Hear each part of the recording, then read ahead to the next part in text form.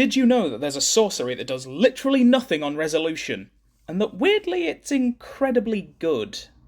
Throes of Chaos is a 4-mana red sorcery with Cascade and Retrace. And that's it. It's brilliant! In essence, it's just a repeatable Cascade for 3 mana value or less, with the only cost on top of the mana being discarding a land each time if it's in the graveyard. It might not seem too powerful on its face, but it's a brilliant way to unbrick hands full of lands, while also getting a decent chunk of spells out of the deal from the Cascade.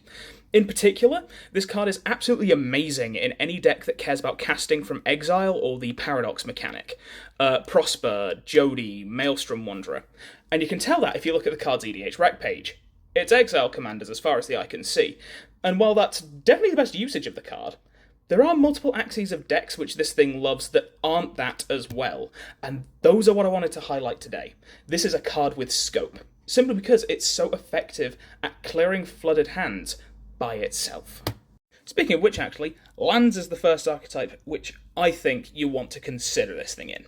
Of course, just at the base level, land decks generally want to play more lands, and thus will flood out more often than the regular deck, which isn't ideal, but does also make it a much more fertile ground for Throes to help out with. But beyond that very basic facet of a land deck, there are more interesting lines with this as well. For example, Crucible of Worlds and Friends are stone-cold staples in land decks, and allow you to reuse the land dumped off of Throes, in essence removing a huge chunk of the downside of Throes, and basically turning it into a mana sink.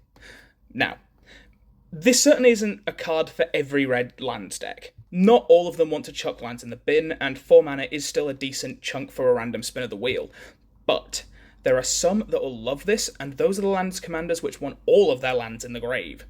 Some lands commanders are built in such a way that all of their lands are ping-ponging in and out of the graveyard, or are all dumped in the bin and brought back in one big boom. And these are the ones that Throes has a real home in. Yuma, Windgrace, Borborygmos, Windgrace, Borborygmos, now with Flibblethub. In these decks, Throes of Chaos is an additional engine for chucking lands into the grave while accruing significant advantage from the repeated Cascade. And you really can't go wrong with that. Right, next on the chopping block is Spellslinger Storm. On its face, this card doesn't really fit with a Storm deck, right? This isn't a cantrip, and what if I cascade into my Storm spells too early? Well, the reason why I advocate for this in Storm is that Cascade and Storm go hand in hand.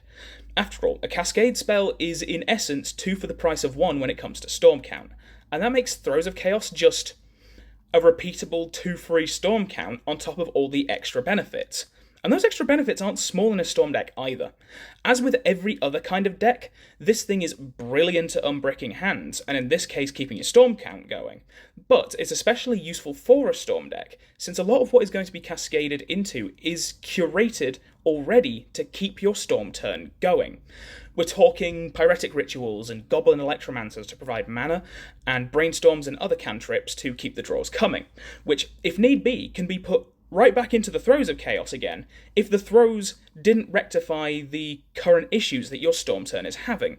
And additionally, this card is great at keeping your Storm turn going on yet another axis, which is that it removes lands from the top of your deck. Because Cascade can't hit lands, and uncast cards hit on a Cascade go to the bottom of a library, casting a Throes will whack those brainstormed bad boys straight to the bottom, not to interfere with your Storm count again. And as for the thing of, what if I hit my Storm cards too early? That's the best part. Most of the best Storm payoffs in Commander are too high mana to hit with Throes. Tendrils of Agony, Elemental Eruption, Mind's Desire, all 4 mana and above. And as for Brain Freeze, let's be real here. If you're playing Brain Freeze, you're comboing with it in CEDH, and if you're doing that, don't play this! That's an awful idea! And for the final part of my trifecta, Wheel Decks.